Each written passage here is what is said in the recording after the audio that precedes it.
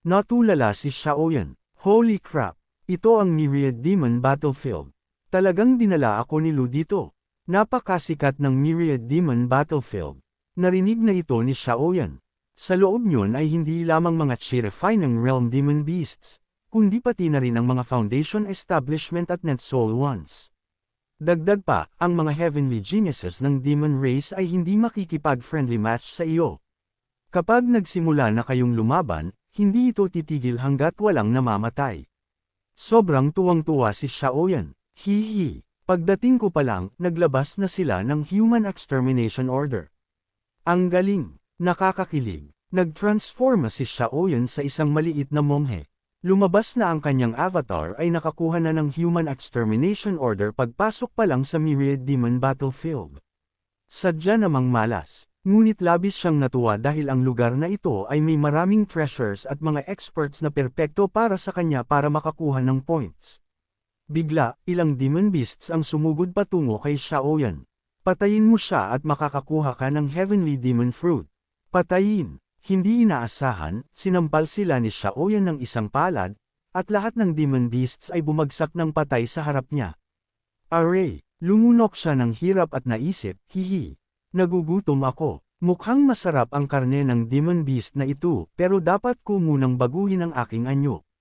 Safety first. Samantala, sa isang kuwebo sa Myriad Demon Battlefield, dahan-daang iminulat ng isang lalaking may pulang buhok ang kanyang mga mata. Isang invincible holy light ang nagmumula sa mga ito. Mayroong nag-trigger ng Human Extermination Order. Hindi ako nag-iisa. Bigla, nanginginig ng malakas ang kanyang blood-colored sword, na kumikislap sa bloodthirsty red light. Mas lalo pa siyang naging excited. Blood Sword Demon, nararamdaman mo rin kung gaano siya kalakas, di ba? Huwag kang mag-alala, tiyak na tutulungan kitang basagin ang iyong seal. Ngayon, si Ayutian ang magiging unang Holy Son ng Wanjian Shan.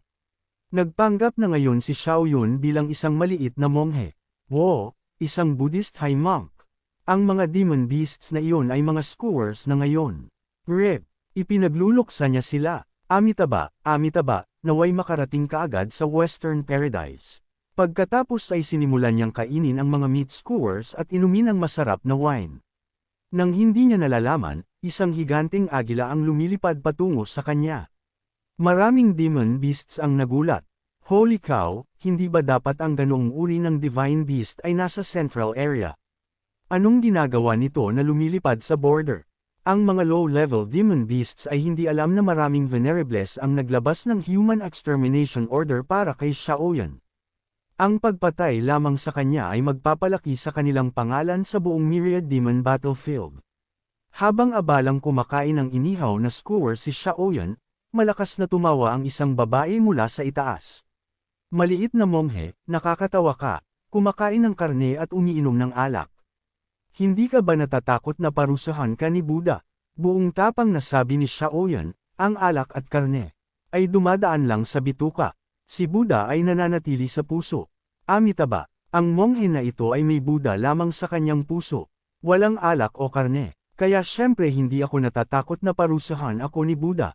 Tumalon ang babae upang suriin ang mga skewers sa kamay ni Xiaoyan. Hindi masama. Ang maliit na monghe na ito ay medyo kahanga-hanga. Chirify ng realm at hinahabol pa rin ng mga Foundation Establishment Demon Beasts. Siguro ikaw ay isang holy son ng Buddhist sect. Nanatili si Xiaoyan na kalmado, ngunit sa loob ay nag-iingat siya. Ang babaeng benefactor na ito ay hindi rin basta-basta. Hindi ko makita ang iyong lakas. Kung hindi ka mula sa isang holy land, malamang ay mula ka sa isang great emperor family, tama. Humajijek ang babae. Ayos lang kung hindi mo banggitin ang aking pinagmulan. Ngunit malapit ka ng malas. Nararamdaman ko na isang Foundation Establishment Divine Beast ang paparating dito. Patuloy na kumain si Xiaoyan ng buong sigla. Kung ang Divine Beast na iyon ay nagmamadaling makipagkita kay Buddha, kung gayon, tutulungan ito ng monghe na ito. Ang Divine Beast meat ay dapat na mas masarap pa. Nakangga nga ang babae sa pagkamangha. Napakakakaiba. Ang maliit na monghe na ito ay nagmamalasakit lamang sa lasa ng mga Divine Beasts. Matagal na simula nang makilala ko ang isang taong napakakawili-wili, at isa pa siyang maliit na monghe. Mag-ingat ka, Hihintayin kita sa gitna ng battlefield. Huwag kang mamatay ng masyadong maaga. Pagkatapos ay naglaho siya sa lugar. Nagulat si Xiaoyan na ang unang taong nakilala niya ay napakalakas na. Ang lugar na ito ay puno talaga ng mga hidden dragons at crouching tigers. Ngayon nabusog na ako, dapat kong tuklasin ang Myriad Demon battlefield na ito. Dumiretso si Xiaoyan sa central area. Makalipas ang 3 araw, isang bagyo ng init ang biglang sumabog sa kalangitan mula sa isang malayong bundok. Nagulat si Xiaoyan. May lumabas na treasure. Ang kaguluhang ito, natatakot akong isa itong walang cap-oras na treasure. Nakita niya ang isang malaking bulkan na sumasabog na may nakakasilaw na pulang liwanag. Namangha si Xiaoyan sa tanawin. Napakaganda, mukhang nasa gitna ng bulkan ang treasure. Mapanganib. Napaligiran at inatake si Xiaoyan ng 12 ng Foundation Establishment Holy Beasts.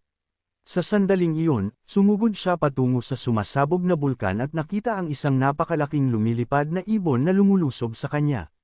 Tao, dumating na ang iyong oras. Nagpakita ng Buddha light si Xiaoyan sa kanyang kamay. Ikaw na hayop, ang lakas ng loob mo.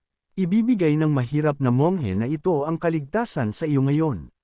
Ang Great Brahma Holy Palm, isang napakalaking palm strike, ay bumagsak patungo sa Fire Dragon Bird, ngunit perpektong nailegan nito ang atake. Bigyan ako ng kaligtasan, maliit na monghe, masyado kang mayabang. Nagulat si Xiaoyan. Bilang isang holy beast, ang Fire Dragon Bird ay nasa awakening realm, mas malakas kaysa sa mga demonic beasts na napatay niya noon. Ang Fire Dragon Bird, na nabalutan ng apoy, ay ngumisinang may paghamak. Kami, ang Demon Folk, ang pinakakinamumuhian ng Western Buddhist sect. Ngayon, hindi lang kita papatayin, kundi kakainin din kita. Hindi naglakas loob na lumapit ang ordinaryong demonic beasts. Tingnan mo, ang tao na iyon ay nakikipaglaban ng pantay sa Fire Dragon Bird. Ang badas niya, siguro siya ay isang holy child ng Buddhist sect. Hindi naglakas loob na maging pabaya si Xiaoyan at agad na inilabas ang 18th subduong Demon Hands. Sunod-sunod na palms ang lumipad palabas, na bumagsak patungo sa Fire Dragon Bird. Labis na natakot ang Fire Dragon Bird. Holy crap, ito ang 18 subduong Demon Hands. Tanjina, monghe, paano mo nalaman ito? Isa itong long-lost Buddhist divine power. Malamig na bumungis-ngis si Xiaoyan. Ang mga Buddhist divine powers ay talagang epektibo laban sa mga demonic creatures. Mamatay ka na. Masyado siyang tamad na bigyang pansin ang malaking ibon at diretsyong ipinadala ito upang makipagkita kay Buddha. Sa sandaling ito, umalangaw ang mga tunog sa buong Myriad Demon battlefield. Isang marangel na palas ang biglang lumabas mula sa mga bato at hindi mabilang na demonic beasts ang sumugod patungo dito na parang baliw. Lumitaw ang isang treasure. Ito ay isang palas. Sumugod. Lumipad din si Xiaoyan patungo dito, ngunit napakalakas ng protective formation at hindi niya makita ang sitwasyon sa loob. Malinaw na puno ng excitement si Xia Yun. Kung ito ay Saints Dang Fu, kung gayon, nanalo ako sa jackpot. Ibinagsak ng mga demonic beasts ang kanilang mga ulo sa formation, iniisip na ang purong lakas ay kayang sirain ang lahat. Ngunit ang mga demonic beasts sa harapan ay diretsyong pinatay ng formation. Nahulog sa mga bato, huminto din si Xia Yun sa harap ng mysterious palace. Ang mga nakapaligid na demonic beasts ay umatras mula kay Xia Yun, hindi naglakas loob na lumapit. Masyado siyang mabagsik. Napatay niya ang isang napaka-cute na Fire Dragon Bird kanina. Agad na kinilos ni Xiao Yian ang kanyang spiritual power at sinimulan i-probe ang formation. Tanjina, isa itong super advanced formation. Isang saint lang ang makakapag-set up nito. Huwag mo nang isipin, hindi ko masusukat ng utak ko. Hay, kailangan ko na namang gumamit ng insight. Bigla, isang malamig na boses ang umalangaw-ngaw. Ang interesanteng ito, ang Volcano Valley na ito ay nagtatagol ng dangfo ng isang powerhouse. Lumingon si Xia Yun at nakita ang mahigit 12 ng Awakening Realm Holy Beasts na lumitaw sa kanyang ibabaw. Halos himatayan si Xia Yun. Holy crap! Isang winged tiger, isang crimson gold, isang vermilion cloud. Napakaraming malalakas na holy beasts. Tinitingnan pa lang sila, alam kong hindi ko sila kayang labanan. Ang tanging pag-asa ko na mabuhay ay ang sumugod sa dongfu na ito. Agad niyang ginamit ang insight sa formation, ngunit ang mga holy beasts ay sabik ng eye probe ito. Boom! Isang nakakatakot na divine light ang sumabog sa formation, na lumikha ng serye ng mga pagsabog. Kahit na ganoon, nanatiling matatag ang formation. Nawalan ng pasensya ang winged tiger. Hey, tao, pumasok ka sa formation at i-explore. Ang tono nito na nag-uutos ay lubos na hindi pinansin si Xiaoyan. Pinaghirapan ni Xiaoyan ang kanyang utak, ngunit hindi pa rin makahanap ng paraan upang sirain ang formation. Ngunit marami-rami rin ang mga holy beasts dito, kaya mukhang wala siyang pagpipilian kundi kumilos. Napalibutan at inatake si Xiaoyan ng mahigit 100 holy beasts. Orihinal na gusto niyang baliwalain sila dahil avatar lang naman siya. Ang mga kalaban ay may advantage sa dami at lakas, ngunit ang mga holy beasts ay masyadong mayabang, mapanlate, mapanukso, at mapanakot kay Xiaoyan. Bingi ka ba? Tinatanggihan mo ang isang toast para lang mapilitang uminom ng isang forfeit. Bilasan mo at pumasok sa loob para subukan ang formation. Labis na nagalit si Xiaoyin. Hindi pa siya kailanman napahiya ng ganito. Ang mga hayop na ito ay talagang iniisip na napakaganda nila dahil lang sa marami sila. Agad niyang inilabas ang isang hand seal at inihampas ito patungo sa higanteng spider. Great Brahma, Holy Palm, ngayon ang mahirap na monghe na ito ay pupuksain ka at magpipiesta. Ngunit ang higanteng spider ay umasa sa kanyang napakalaking sukat at lubos na hindi pinansin si Xiaoyan. Bumuga ito ng isang malaking web, patuloy na nilalay ang isang maliit na monghe na humahanap ng kamatayan. Isang early spirit manifestation realm cultivator ang naglakas loob na hamunin ang isang awakening realm beast na tulad nito. Boom! Naglabas ng palm strike si Xia. Yun! Naghihintay ang mga holy beasts na simutin niya ang KT ng higanteng spider, ngunit ang higanteng spider ay masyadong tamad na umiwas at hindi inaasahan na natalo. Holy crap! Isang move at natalo na. Ang holy beast ay tila may nakita na nakakatakot. Paano manggagaling sa spirit manifestation realm ang lakas na ito? Siya kaya ang nakakuha ng slave token ng mga venerables. Bigla, nag-prompt ang system na tinalo ang isang genius sa mga holy children. Ginantimpalaan ng 10 beses na insight, nagulat si Xiaoyan. Kaya, ang mga holy beasts ay tulad ng mga human holy children. Tumingin siya sa mga holy beasts at lumunok ng hirap. Haha, ito ay higit sa 100 beses na insight. Ang mga holy beasts ay nagulat pa rin. Isang move mula sa kanya ang nakatalo sa higanteng spider. Hindi siya madaling galitin. Mas mainam na magkaisa at harapin siya. Malamig na tumingin si Xiaoyun sa kanila. Salamat sa inyong pagdadaldal, naunawaan ko na ang formation na ito. Bago pumasok, gagamitin ko kayo para mag-sweep insight. Kung hindi ko kayo matalo, atras ako sa formation. Agad siyang naglabas ng isang palm strike patungo sa winged tiger. Biglang lumaki ang katawan ni Xiaoyan, naging isang galit na Vajra Buddha statue. Umubo ng dugo ang winged tiger. Holy crap, ito ang Vajra avatar. Ang taong ito ay kayang mag-cultivate ng high-level divine power sa rehiyon na ito. Siguro siya ang susunod na henerasyon ng Holy Child ng Buddhist sect. Sugod ng sabay-sabay at patayin siya. Lahat ng Holy Beasts ay inatake si Xia Yun.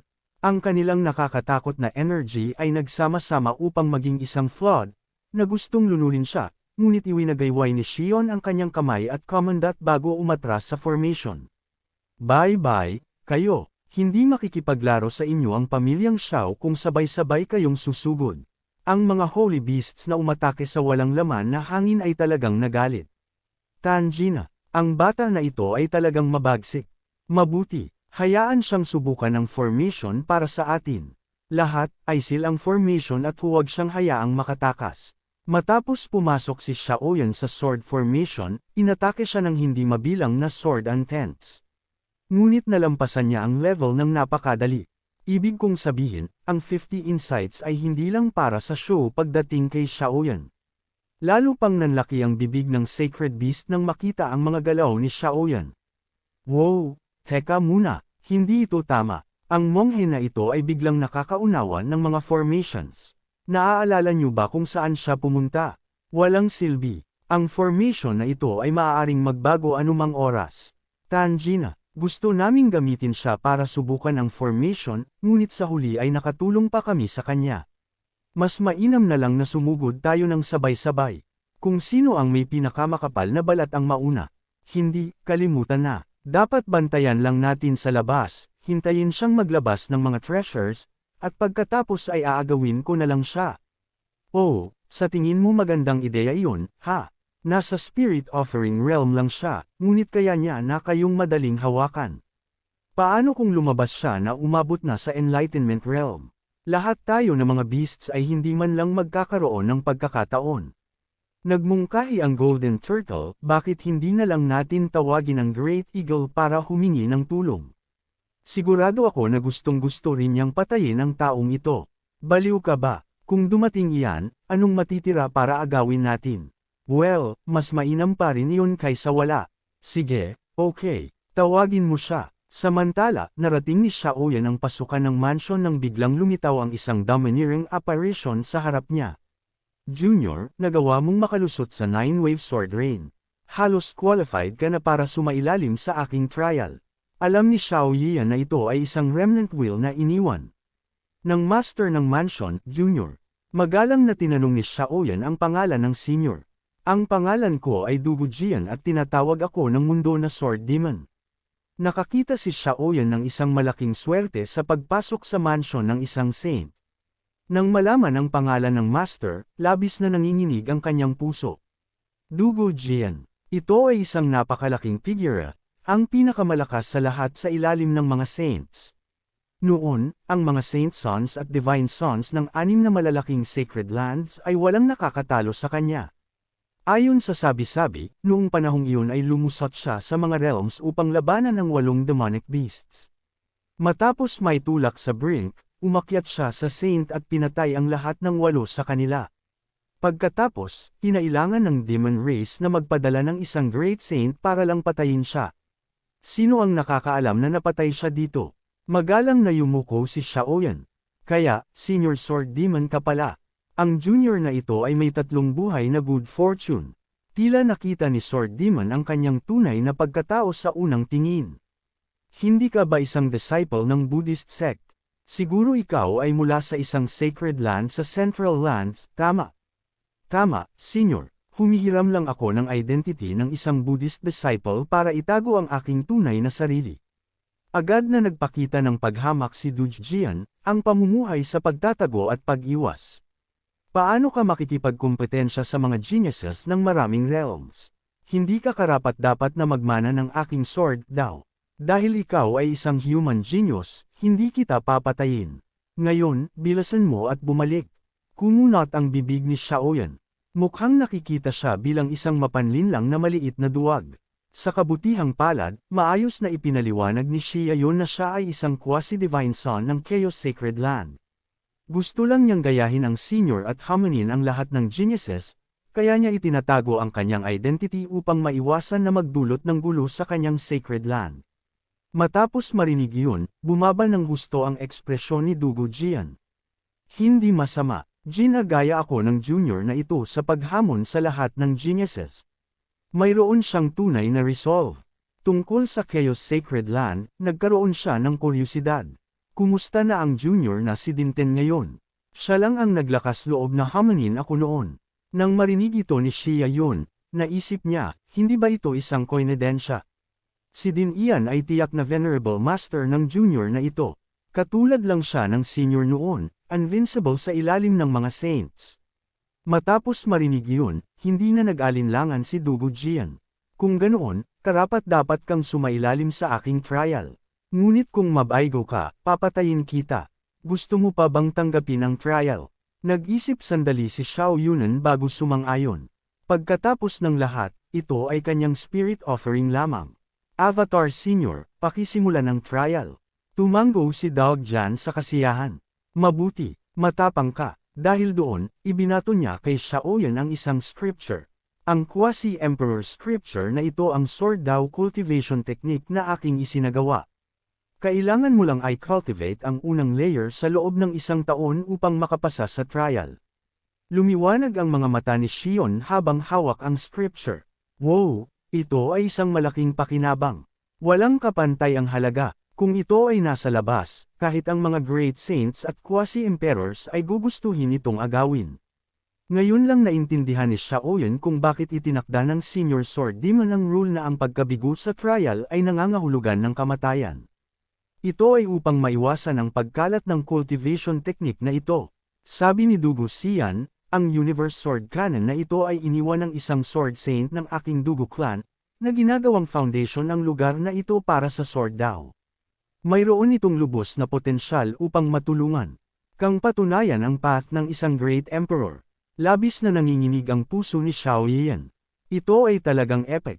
Ang tawagin kang isang Sword Saint ay nangangahulugang tiyak na kabilang sila sa pinakamalakas na powerhouses, kahit na sa mga quasi-emperors.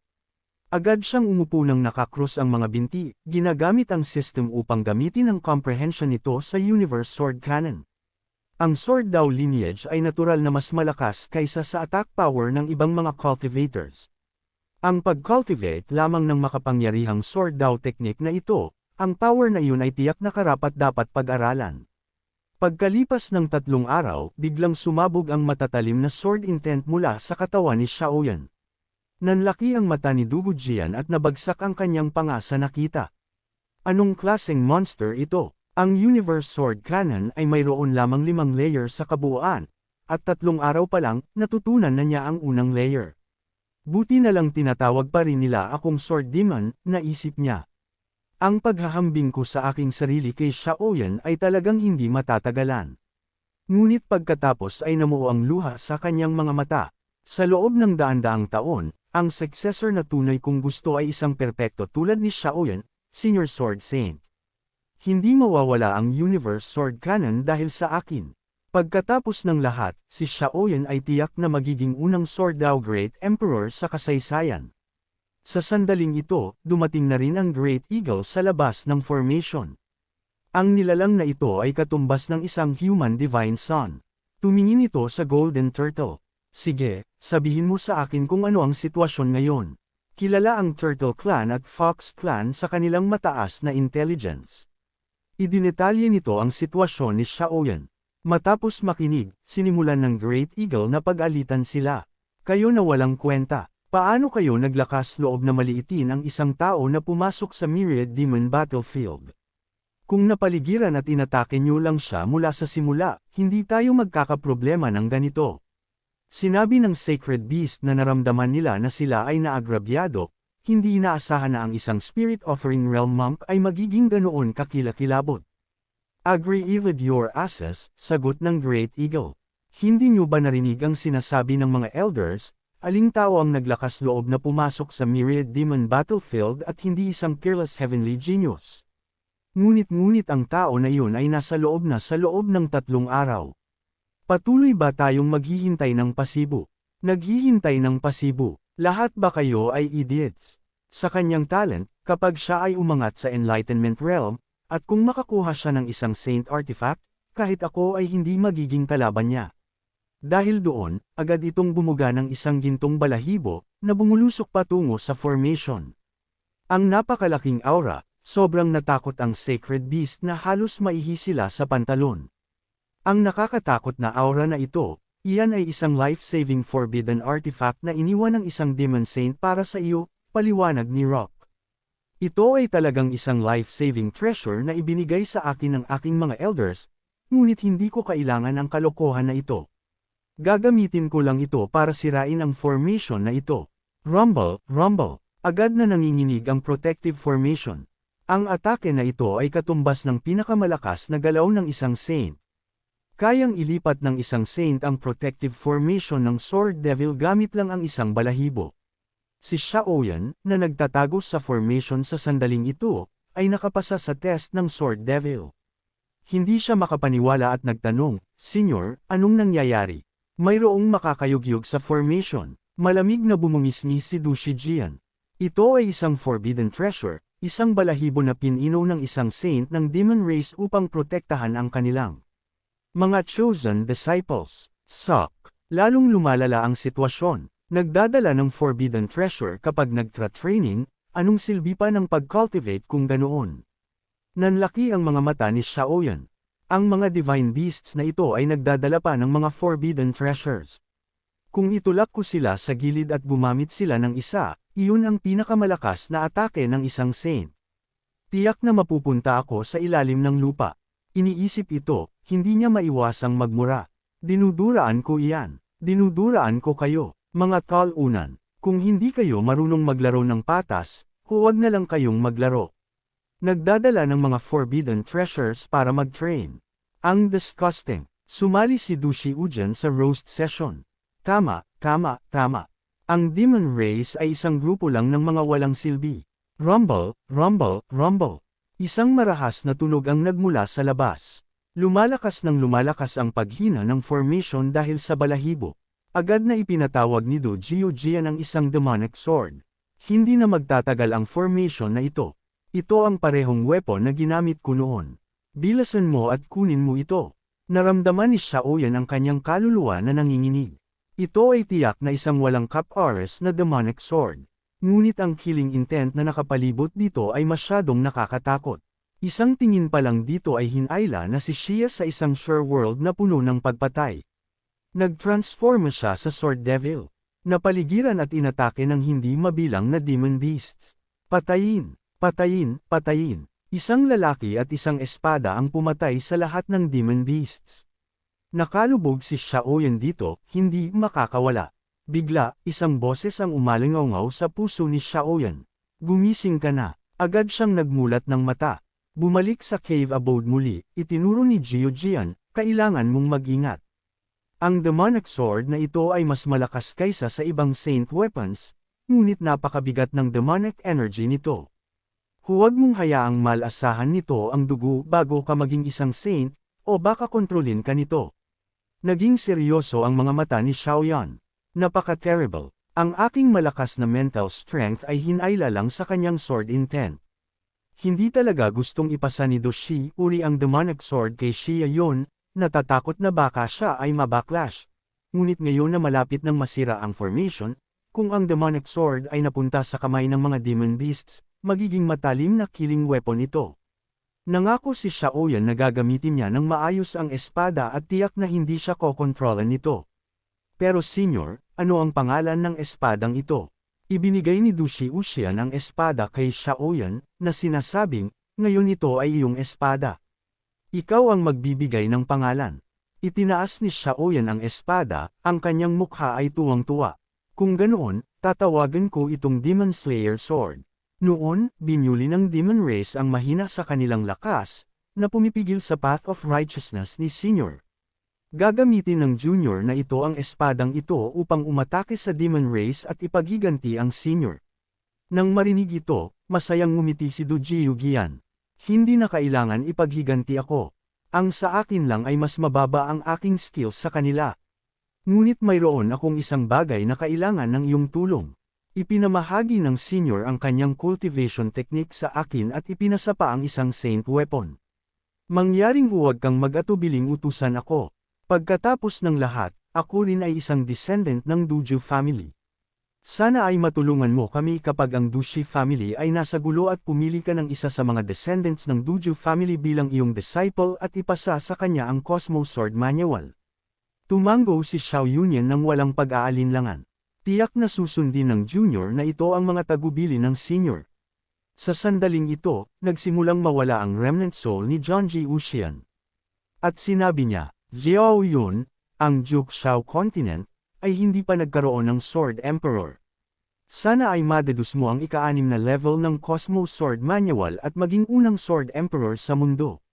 Yumuko si Xiaoyan kay Dong Jiujian muli. Senior, mag-ingat ka sa iyong paglalakbay. Pagkatapos magpaalam sa Sword Devil, nagpakita siya ng nakakapanindig ng ngiti. Ang bato sa labas ay naubos na ang kanyang life-saving forbidden treasure. Ngayon, puputulan ko siya para sa Senior. Agad niyang inilabas ang Vajradharma image, humakbang sa kalangitan at lumipad palabas mula sa nagbabago-bagong formation. Isang butas ang bumukas sa formation, na nagpagulat sa mga Saint Beasts sa labas at nagpalipad sa kanila pabalik ng ilang metro. Amitabha, ang mahirap na monghe na ito ay dapat gumawa ng malaking pagpatay ngayon at ipadala kayong mga beast sa Western Paradise para makipagkita kay Buddha. Pagkatapos ay inilabas niya ang Great Brahma Sacred Palm na tumama patungo sa kalapit na mga Saint Beasts. Mga masasamang hayop, pumunta kayo sa impyerno. Ngunit ang palad na ito ay hinaranggan ng bato. Ikaw dyan, ako ang iyong kalaban. Inutusan nito ang ibang mga Saint Beasts na huwag makialam ngayon. Ito mismo ang paputol sa monghe na ito.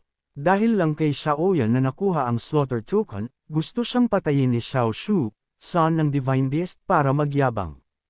Tinamaan nito ng palad si Shaoyan. Sobrang bilis ng galaw na ito, ngunit madali itong nailegan ni Shaoyan. Lumunok siya ng hirap. Ang taba naman nitong bato.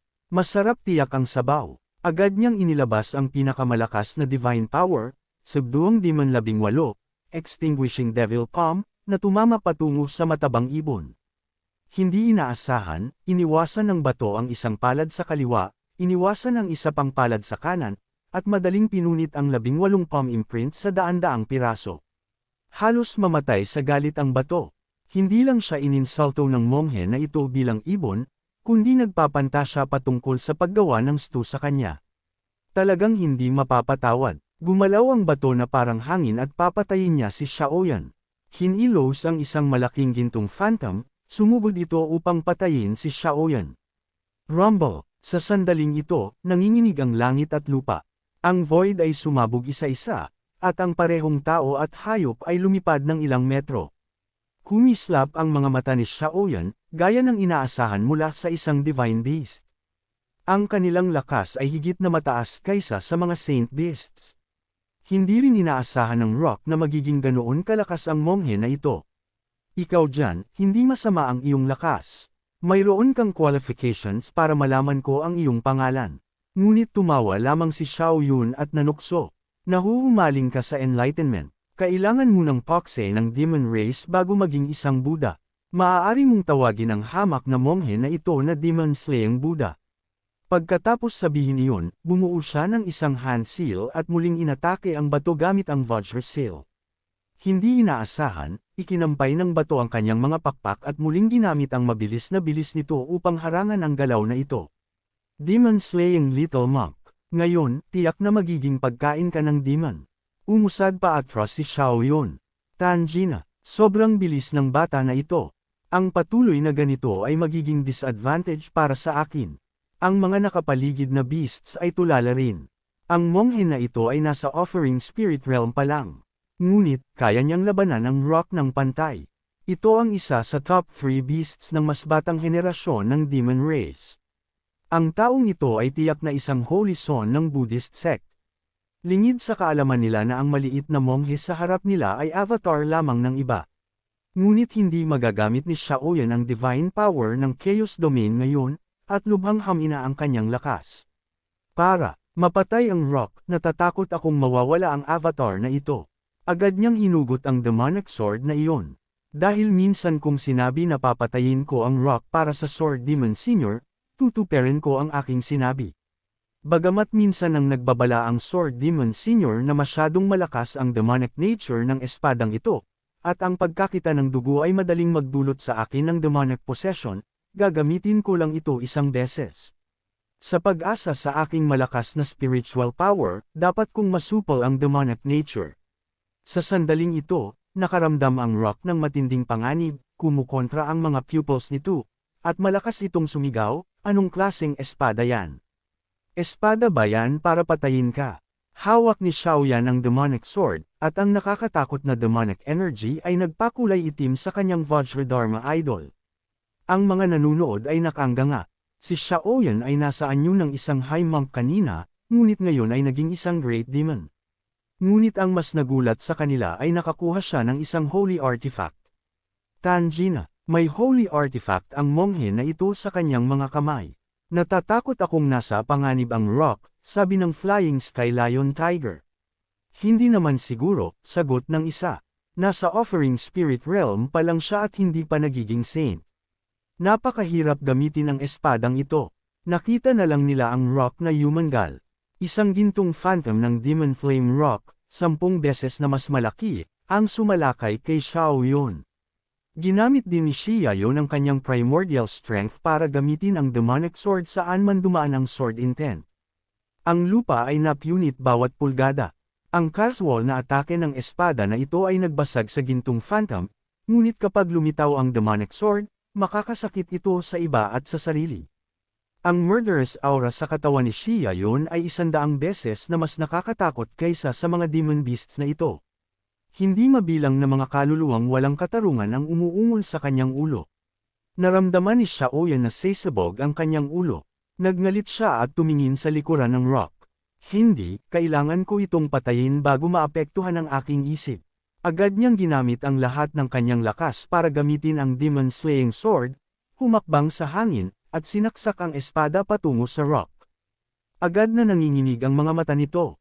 Naramdaman nito na sinisipsip ang katawan nito sa kadiliman. Hindi. Gusto nitong umiwas, ngunit hindi ito makakilos. Ilang segundo lang, isang nakalulunos na sigaw na yumanig sa kalangitan ang narinig. Aya! Ang demonic sword ay tumusok sa katawan nito at lubos na nagulat si Xiaoyun sa nakita niya. Anong nangyayari? Nakita lang niya ang mga sinag ng blood-colored demonic sword energy na sumisipsip sa dugo ng rock. Ang espadang ito ay napakabangis. Hindi lang nito gustong patayin ang rock, kundi gusto rin itong lamunin ang kapangyarihan at kaluluwa nito.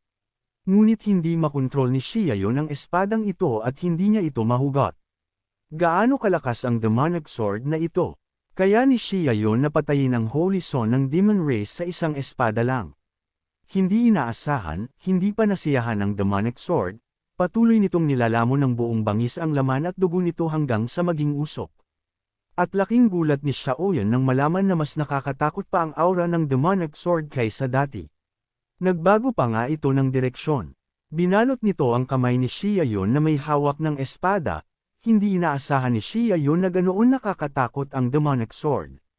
Matapos lamunin ang rock, gusto rin itong lamunin si Xiaoyun. Ako ang iyong master. Agad niyang ginamit ang Buddhist power, na nagpalabas ng Buddhist light sa buong katawan niya. Ilang segundo lang, ang mga galami ng demonic sword ay nasunog at umatras isa-isa, at narinig din ni Xiaoyun ang demonic sword na patuloy na inuulit sa kanyang isip, bilasan mo at pumatay. Bilasan mo at pumatay. Sa pagpatay lamang kalalakas. Ngunit nagpa siya si Xiaoyun na hindi na niya gagamitin ang demonic sword na ito hanggang sa maabot niya ang level ng isang saint. Kung hindi, habang mas maraming nilalang ang nilalamon nito, mas mahirap itong kontrolin. Ang mga nanunood ay tila nakakita ng isang kakilakilabot na bagay. Holy crap! Pinatay ng maliit na monghe ang rock sa isang espada lang. Takbo. Masyadong nakakatakot ang holy artifact na iyon. Kahit magkaisa tayo, hindi tayo kalaban niya.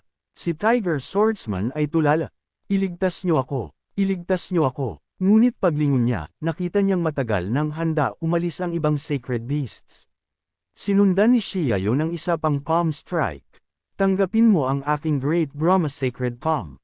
Ang Tiger Swordsman ay yumangal na parang aso matapos tamaan. Tanjin mo, bastard. Lalabanan kita hanggang kamatayan. Alam niyang hindi na siya makakatakas, bigla siyang nagbukas ng bibig ng malaki. Nagbuga ng hindi mabilang na sword rain patungo kay Xiaoyun. Ngunit naisalba na ni Xiaoyun ang Nine Dragons Divine Fire Shroud, na naging walang silbi sa sword rain. Ngumisi si Xiaoyun, pagkatapos ay inilabas ang 18 subduong demon hands. Hihihihihi, magkakaroon ako ng braised tiger meat mamaya. Boom! Gusto sanang magmura ng Tiger Swordsman, ngunit sumabog ito. Isang beep ang tumunog, na nagbigay abiso sa kanya na natalo niya ang isang genius sa mga Holy Children, na nagbigay gantimpala sa kanya ng 10 enlightenment instances. Bumantong hininga si Xiaoyun sa inis, umiling. Sok, 150 enlightenment instances na lang ang natitira para i-cultivate ang Chaos Scripture. Kailangan kong pumunta sa central area ng Myriad Demon Battlefield. Dapat marami dong sacred beasts, tama. Samantala, nakaupo si Xiaoyun sa tabi ng campfire at nag-e-enjoy ng masarap na roasted meat. Ang sarap. Sa tabi niya ay isang pink na sacred beast rabbit na nakasilyo at mukhang desperado at miserable. Mangyaring, dakilang demonic monk, ipinapakiusap ko na pakawalan mo ako. Nangako akong bibigyan kita ng magandang opportunity. Ninuya ni Xiaoyun ang isang hita ng beast habang tinitingnan ang kuneho. Anong klaseng magandang opportunity? Tingnan natin kung sulit ang buhay mo.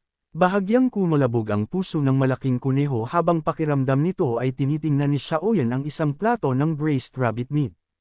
Nakita lang nito noon na kumakain ng mga demonic beasts ng tao. At ito ang unang beses na nakita nito ang isang demonic beast na kinakain ng isang tao at isang monghe pa. Hindi ba dapat vegetarian ang mga monghe? Nanginginig ang boses nito nang sabihin, dakilang demonic monk, mayroong immortal emperor's tomb na malapit nang ma-activate. Alam ko kung nasaan ito. Mapanganib na sinuri ni Xiaoyan ang kuneho. Immortal Emperor's Tomb. Sa tingin ko sinusubukan mo akong lokohin.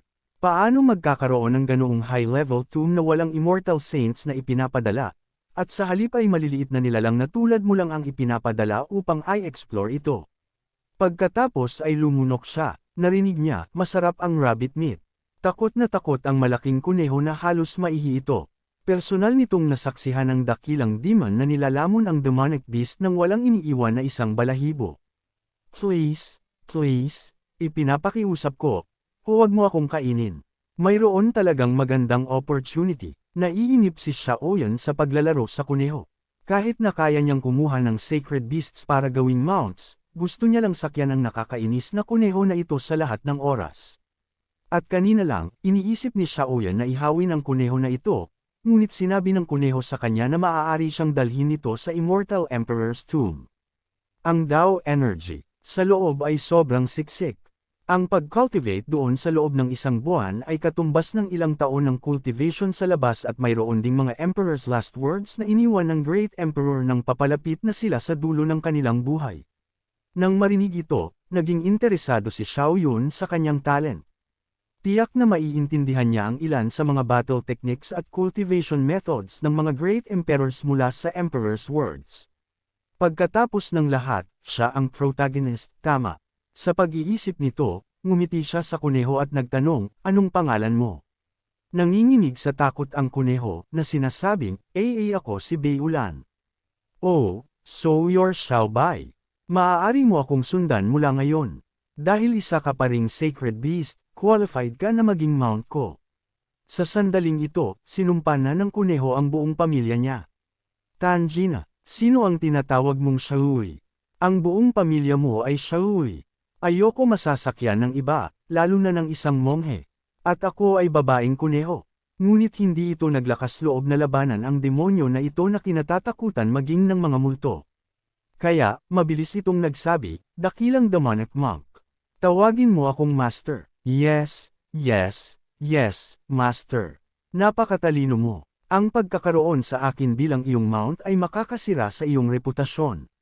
Dapat ay isang divine beast ang qualified na maging iyong mount. Tumango si Xiaoyan habang kumakain ng inihaw na karne.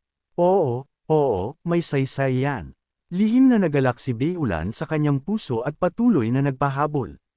Tama, pagpunta mo sa Immortal Emperor's Tomb, tiyak na makakatagpo ka ng maraming divine beasts, at pagkatapos ay madali ng supalan ang isa o dalawa, tama. Tumango si Xiaoyan at agad na tumalon sa ulo ng kuneho para sakyan ito, hinawakan ng mga tenga nito gamit ang dalawang kamay. Dalhin mo ako sa Immortal Emperor's Tomb agad. Agad na nawala ng imak ang kuneho. Oo, para kang baliw magsalita. Sabi mo manghuhuli ka ng divine beasts. Bakit ka umaakyat sa akin? Hey, saan pupunta ang mga kamay mo? Sobrang galit nito na samuka ito ng dugo, ngunit sa ilalim ng bubong ng iba, kailangan mong yumuko. Master, humawak ka ng mahigpit. Agad itong nagtransforma sa isang higanteng kuneho na may dalang si Xiaoyan na lumilipad patungo sa Immortal Emperor's Tomb.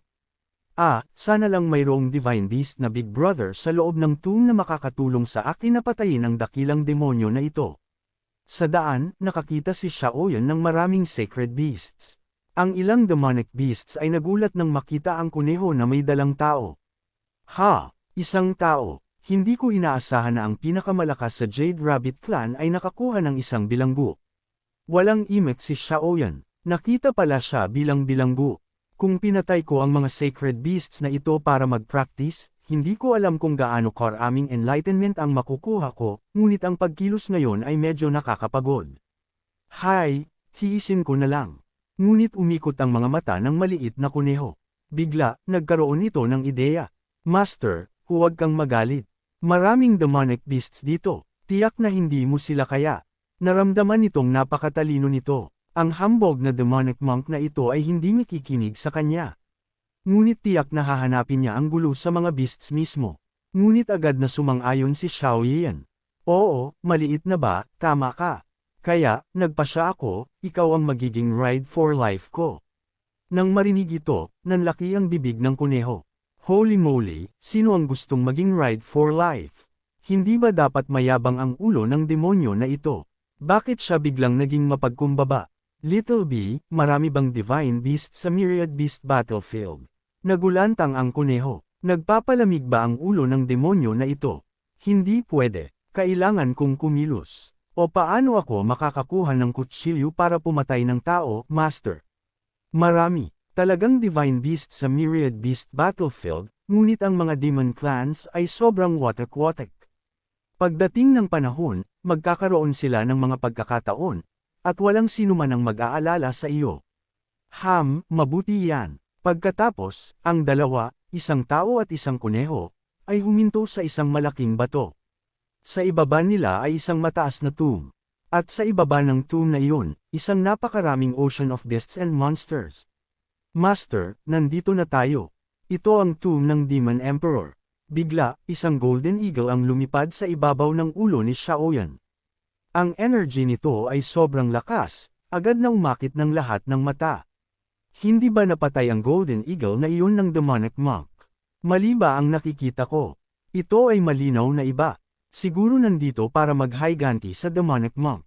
Nagulat si Xiaoyan. Iba na naman. Little B, marami ba kayong golden eagles na demon folk?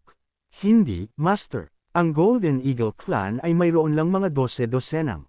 Bumungis-ngis si Xiaoyan. Siyempre, nandito para maghiganti sa akin, tama. Kumunat ang gilid ng bibig ng kuneho. I wonder. Siguro mas alam mo kaysa kahit sino, tama. Sandali, paghihiganti. Ibig sabihin, kung alam ng Golden Winged Eagle na nakasakay sa likod nito ang demonic monk, patay siya. Sino ang mag-aakala na si Xiaoyan na kinatatakutan ng multo, at umiiwas sa demonyo, ay magiging master ng isang kuneho, at ang kuneho ay susubukang humiram ng kutsilyo para pumatay ng tao. Pagkatapos ay sinabi ni Xiaoyan na may babala, kung mabubunyag ako, ikaw ang unang mawawala. Natakot ang kuneho. Naisip ni Xiaoyan, ang unang gagawin ko ay pumasok sa Demon Emperor's tomb at mag-cultivate ng ilang araw. Kapag naabot ko na ang Awakening Realm, kaya kong linisin ang Myriad Beast Battlefield. Sa sandaling iyon, tiyak na tinutukoy ng eagle si Xiaoyan. Sinabi ng Divine Beast na hindi nila nakita ang demonic monk. Pagkatapos ay tiningnan nito ang mga tao sa malapit na may hindi magandang mata. Siguro maaari mo silang tanungin. Tiningnan ng eagle ang anino at umalangaw-ngaw. Alyoshan, paano kayong mga tao ay pumatay sa aming mga Divine Beasts at pumunta sa Demon Emperor's tomb? Gusto ninyong mamatay. Bumungis-ngis si Aotian. Ang maling utang ay mayroong may utang. Kung may lakas kayo ng loob, hanapin ninyo ang demonic monk at maghiganti. Kung gusto ninyong mamatay, masaya akong pagbibigyan. Ang astig ng lalaki na ito. Binigyan siya ni Xiaoyan ng mental na thumbs up. Hindi takot ang taong ito sa Myriad Beasts. Little B, sino ang master na iyan? Si Aotan yan, ang Holy Child mula sa Myriad Sword Villa. Nasa Awakening Realm na siya ngayon. Hinabol siya ng 3 Divine Beasts dati, ngunit hindi man lang siya nasaktan. At ang puso nito, nagmumura ang kuneho. Bakit ako tinatanong ng mga tao tungkol sa taong ito? Para bang gusto pa nitong makinig? Naging seryoso ang mukha ni Xiaoyan. Oh, hindi pala nakakagulat na mas malakas pa ang pakiramdam ko sa Yutian na ito kaysa sa eagle na napatay ko dati. Pero ano ngayon? Nasa Awakening Realm siya at hinabol pa rin ng 3 Divine Beasts. Kung umabot ako sa Awakening Realm, hahabulin ko ang parang 7 Divine Beasts. Bigla, nakita ni Xiaoyan ang isang pamilyar na figure. Hindi ba iyon ang maliit na fairy na nakita niya nang dumating siya? Si Shin Bingo. Agad na nagulat ang mga Divine Beasts at sumigaw, "Holy crap, si Shin Bingo! Nandito rin ang demonyo na iyan." Walang magandang nangyayari kapag lumilitaw siya. Kailangan kong lumayo sa kanya mamaya. Shin Bing Yui. Ang kakaibang pangalan. Hindi siya tiyak na isang demonyo mula sa lugar na ito. Sobrang curious si Xiaoyan kung sino ang babae na ito at kung bakit tila mas hardcore pa siya kaysa kay Ayan. Nang marinig ito, nanlaki ang mga mata ng kuneho. Tao ka ba? Hindi mo siya kilala. Ngunit, may tiyag ang ipinaliwanag ng kuneho. Master, siya ang princess ng Dinian clan. Ang top clan sa buong mundo. Nanlaki ang bibig ni Xiaoyun. Ang top clan, hindi ba iyon ang pamilyang Qin mula sa North Sea? Mas malakas pa sila kaysa sa aming Chaotic Sacred Land. Nakita ni Xiaoyan na puno ng fighting spirit ang mga mata ni Qin, ngunit ito ang unang beses na nakilala niya ang number 1 genius ng Ditian clan. Hindi ba ang kanyang status ay katumbas ng isang godchild? Galit na tumingin ang eagle sa kanya at ngumisi sa pamilyang Qin. Pinayagan niyo pala siyang pumunta sa Myriad Beast Battlefield. Hindi ba kayo natatakot na mamatay siya dito? Ngumisi si Qin Bingo. Subukan mong patayin ako kung kaya mo. Bagong namatayan lang kayo ng isa sa inyo. Kung mamatay ka rin, tapos na ang mga Golden Eagles ninyo sa henerasyong ito. Sobrang galit ang eagle na gusto nitong samukan ng dugo. Ngunit kailangan lang nitong lunukan ang galit nito dahil kumpirmado ng mga divine eyes nito na hindi niya ito mahahawakan. Kailangan niyang sumigaw sa iba, dumating na ba ang demonic monk? Ikaw na pagong na nagtatago sa shell mo. Gusto mo bang lumabas at lumaban sa akin o ano? Nakita ng kuneho ang pagkakataon nito at sinimulan ang provocative tactics. Master, tinatawag ka ng ibon na yan na pagong, sabi nito. Si Xiaoyan, na nakatago sa balahibo nito, ay sumagot. Sundan mo lang siya. Ang tanga lang ang maglalabas ng ulo pagkatapos insultuhan. Kailangan ng isang lalaking may sapat na gulang na manatiling kalmado, alam kung kailan yumuko at kailan lumalawak. Mukhang nag-aalinlangan ang kuneho. Bakit hindi lumalabas ang ulo ng demonyo na ito? Ikaw ang demonic monk. Kumakain ka ng divine beasts at natatakot ka sa ibon. Hindi ba dapat sumusugod ka? Itinuturo ang mukha nito, at sinumpa ito. Sampay ng buong pamilya nito. Bigla, sumigaw ang eagle sa mga demon beasts. Sino man ang makapagsabi sa akin kung nasaan ang demonic monk ay maaaring pumunta sa aking Golden Eagle clan at pumili ng isang great divine ability. Nagniningas sa kasakiman ng mga mata ng demon beasts. Ito ay isang malaking opportunity. Nagsimula silang sumigaw, demonic monk, lumabas ka rito. Bigla, nagsimulang umalag ang Demon Emperor's tomb sa malapit, na nagpapalabas ng nakakatakot na pressure. Agad na naramdaman ng lahat ang panginginig ng kanilang mga kaluluwa, at tumingin sila sa tomb. Ang Demon Emperor's tomb ay na-activate na. Dumaan lang si Xiaoyun sa isang tomb at nakakuha ng 800 enlightenment na insight. Hindi ka panipaniwala, at sa sandaling iyon, ang Demon Emperor's tomb ay sa wakas na-activate.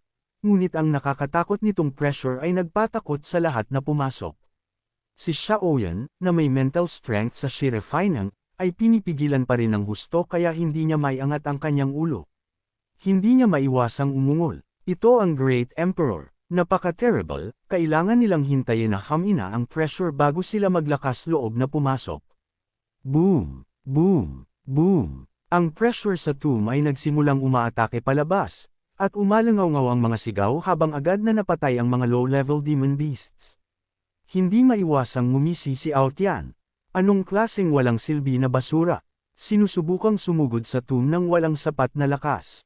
Gusto mong mamatay, isang divine beast sa likuran, umungal. Sino man na walang awakening realm cultivation o hindi isang holy beast, umalis kayo rito. Isang oras pagkatapos, hamina na ng husto ang pressure. Sa sandaling iyon, ang nangungunang eagle ay sumugod sa Demon Emperor's tomb upang agawin ang mga opportunities. Walang nakapansin na si Xiaoyan, na nakatago sa balahibo ng kuneho, ay pumapasok din sa tomb. Pagkapasok sa tomb, biglang bumagal ang kuneho. Master, sobrang bigat ng evil aura ng daan na ito. Ang mga sacred beasts sa harap ay bumabagal din. Hinaway lang ni Xiaoyan ang kanyang mga daliri at sinabi, walang problema. Tutulungan kitang harangan ng evil aura. Bilasan mo at sumugod. Agad na binalot ang kuneho ng 9 Dragon Divine Fire Shield ni Xiaoyan. Sobrang bilis nito at mabilis nitong naabutan ng isang sacred beast sa harap. Nagniningas ang mga mata ni Xiaoyan at halos tumulo ang laway niya. Ang daming sacred beasts dito. Perpekto para makakuha ako ng enlightenment.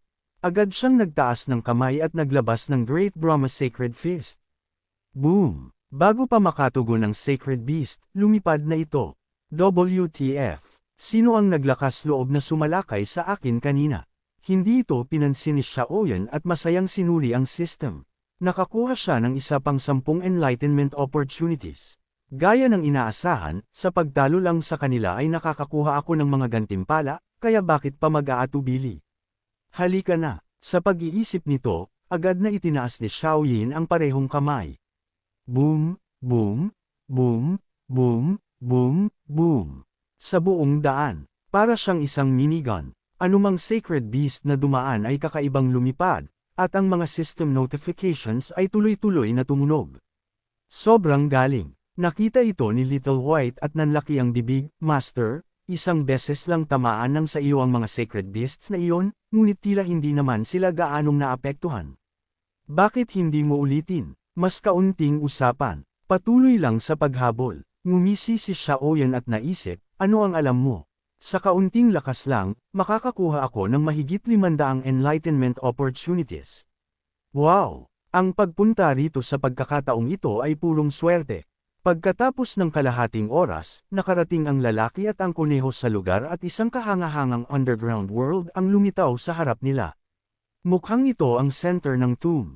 Halika at maghanap tayo ng mga opportunities. Nagulat siya nang malaman na mayroon siyang 800 enlightenment opportunities na naman. Sa pagkakataong ito, pagbalik ko, makakagawa ako ng isang chaotic body. Sa sandaling ito, isang higanting ibon ang lumitaw sa ibabaw ng ulo ni Xiaoyan. Umungol ito at sumigaw, Demonic Monk. So, hindi mo talaga kaya? Tinatawag ako ng ibon na munghe. Anong ginawa ko? Hindi na nag-abala si Xiaoyan na magtago. Gayunpaman, ito ay clone lang ng sacrificial spirit dito. Hindi makakatakas, kaya lumaban na lang. Sobrang galit ang Great Rock na lumabas ang mga mata nito, at agad itong sumugod kay Xiaoyan.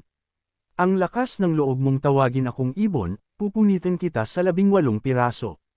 Hindi inaasahan, biglang lumitaw si Qin Bingyu sa likuran ni Xiaoyan. Agad na nag-ingat ang Great Rock, at naisip nito, kalimutan na. Dapat hanapin ko muna ang aking opportunity. Agad nitong binigyan si Xiaoyan ng death glare. Demonic Monk, papatayin kita paglabas natin. Pahalagahan mo ang iyong huling buwan. Ngumiti si Qin Bingwei at sinabi, dito nanirahan ang Demon Emperor noong buhay pa siya. Dapat marami siyang miracles na iniwan. Siguro makakatulong ito sa iyo na makalabas sa Enlightenment Realm. Tumango si Xiaoyan bilang pasasalamat, hindi inaasahan na ganoon kabait si Qin Bingyu sa kanya, ngunit kailangan pa rin niyang maging alerto. Pinayuhan siya ni Qin Bingyu na mag-ingat at umalis.